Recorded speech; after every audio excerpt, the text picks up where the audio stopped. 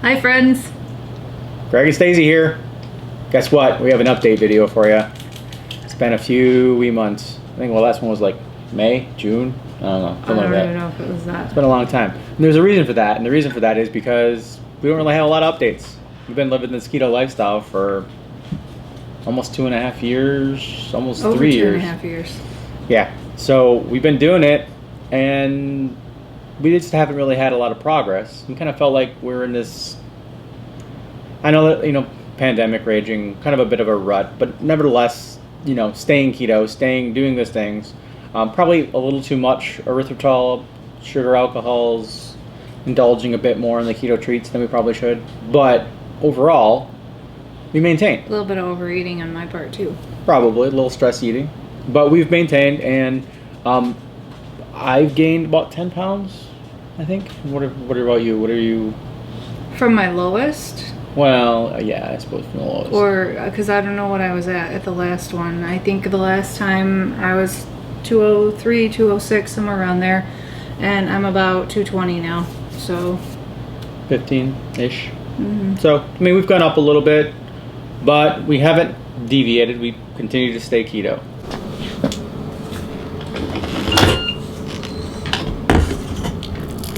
Ooh, steamy.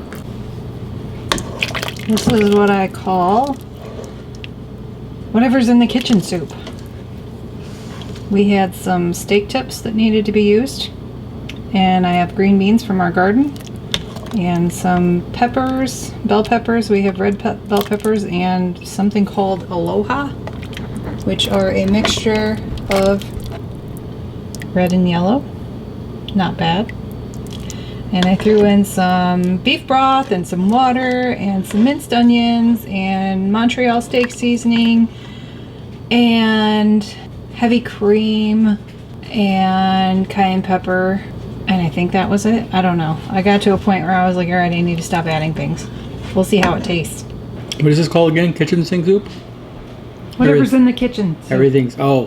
Whatever's in the kitchen soup. Well, I will tell you that the steak tips are very tender and delicious. The broth is a little basic, so I required some hot sauce, of course. Because what would a meal be without you putting hot sauce on it? Not one I'd want to eat. Mm-hmm.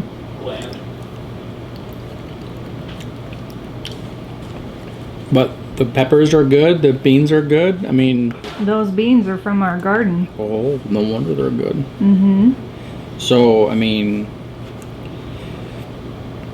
I wouldn't recommend it as a meal, but if you needed something and had all of these ingredients, it's not a bad concoction.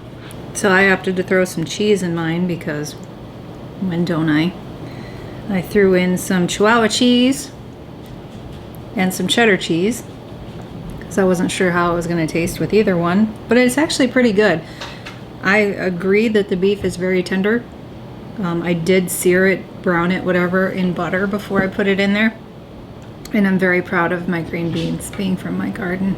But I like it. I think it's good. I think the cayenne gave it just the right amount of kick. Slow burn. For me. So, I would say if you have random things in your kitchen, you don't know what to make, and you have beef tips that have been thawed out for a couple of days in the fridge and you need to use them, give it a whirl. See what you can come up with. Keto-friendly foods. Yes, keto-friendly foods. Just too many. Yeah, too much I've been fiber. doing a lot of boredom eating, stress eating, Yeah. emotional. So eating. even after you get through that other side, those things still are prevalent issues. It's no longer about the cravings; it's more about the need Shoving to food in your face because you're bored or. And Yeah.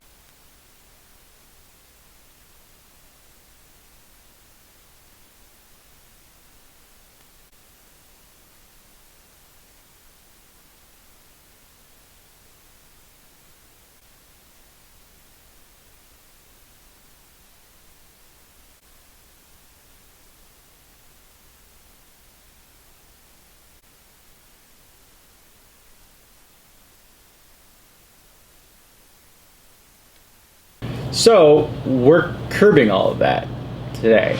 Well, technically we've been working on it for like the last week. So in short, we have a new plan because Stacy and I are ready to get back to our weight loss journey. And to do that, we got to take some radical changes. And I've been doing a fair bit of research over the last couple months on what it would take to push things. And I kind of broke it down into two options. We either go more restrictive or we try something to just mix the body up.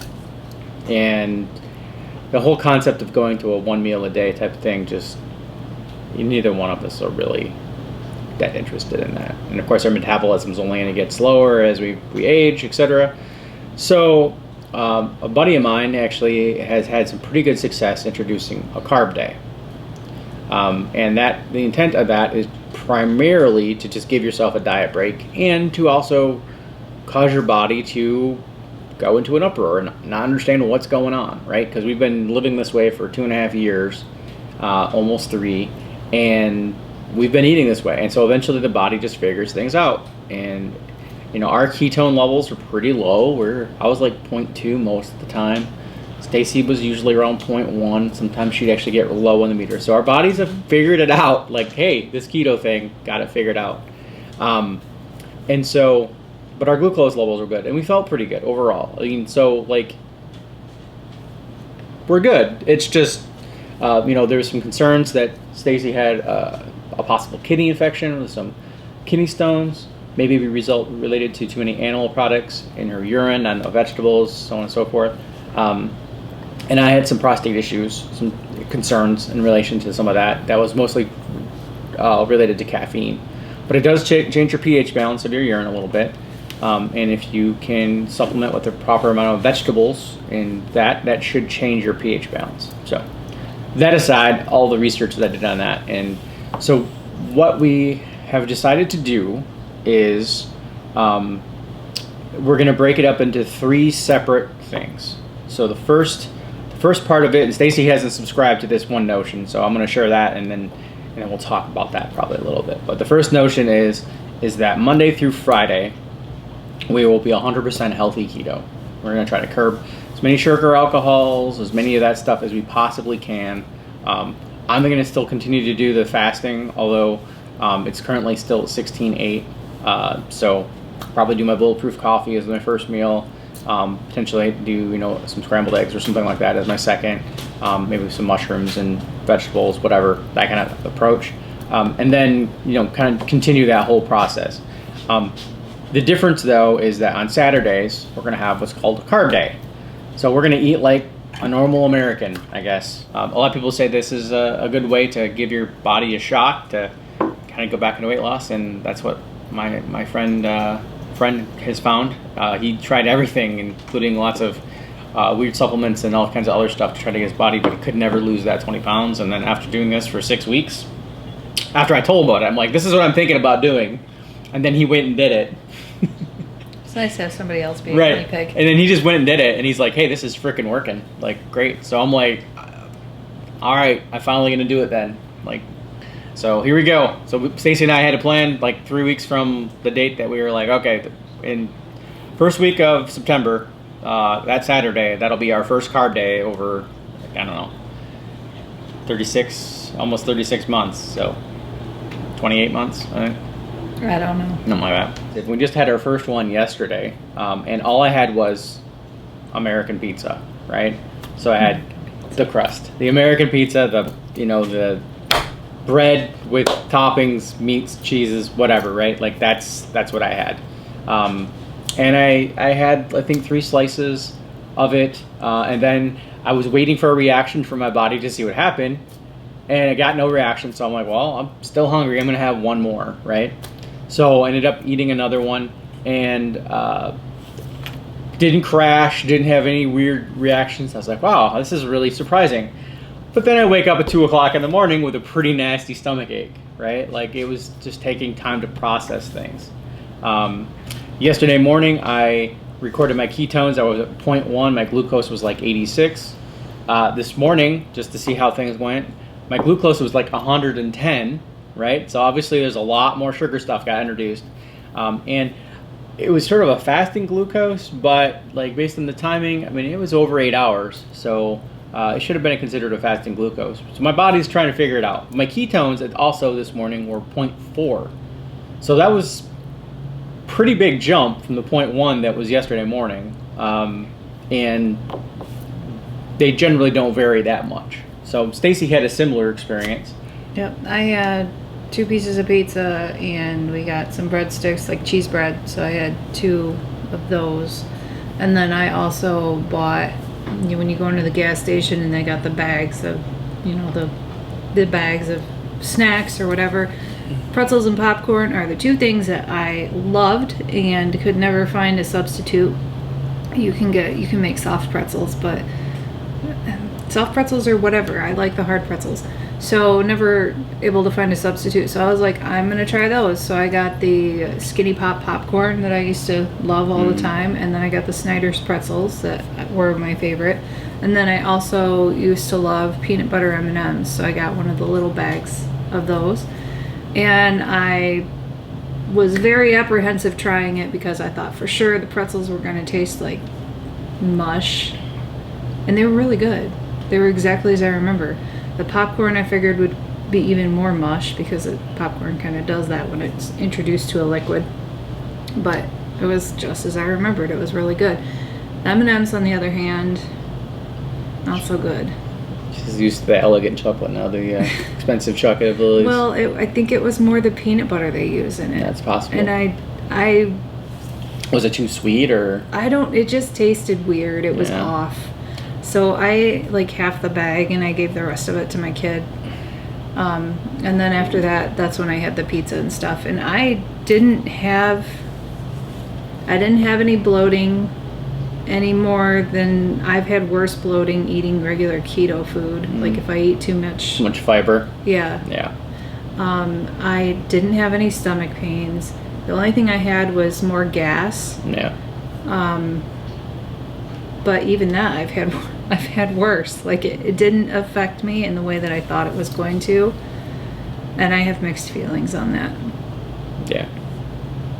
So I don't know. I didn't have any issues. I did poop before I went to bed last night, which is a little different. It's usually that doesn't happen. Pooped definitely more. I got up and pooped last night, so that was weird. So I usually poop between 36 and 48 hours is generally right around the time frame. Once-ish, like almost every other, sometimes every day, but most cases not. And I've gone 3 times in the last 24 hours. So that's odd, right? Gassy, a little bit more gassy. See, I don't have that now. Feeling a little more blah today than I guess normal, and I mean having a higher blood sugar probably makes. Oh, that was something I forgot too. So yeah, my blood sugar was actually the same as his. It was 110, which was kind of weird that they were exact same. I'm tired, but I've been tired for months, so. Stress, anxiety, depression, stuff struggling there, but. Your ketones were low, right? My ketones came up low, and they were yesterday. What did I say they were? 0.2, 0.1. Let me look. But anyway, so it's been. I mean, Stacy had an Oreo at one point during a Game of Thrones premiere. They were 0.2. My ketones were 0.2 yesterday. And I had a cider like a couple weeks after doing keto.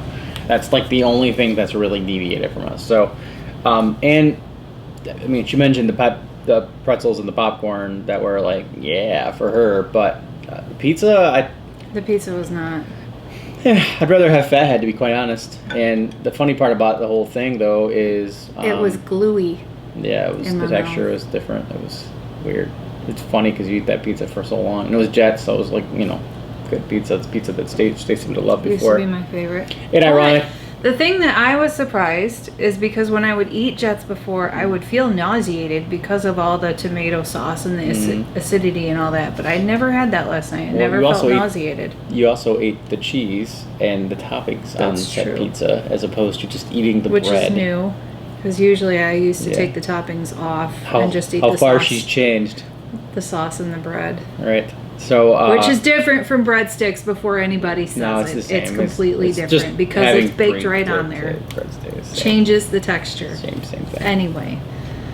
So anyway, so that's what our Saturday is going to look like for, I think we're going to do this for like a month. We're going to test it out, see how things go. We might lose weight. That's the hope. Could take longer than a month.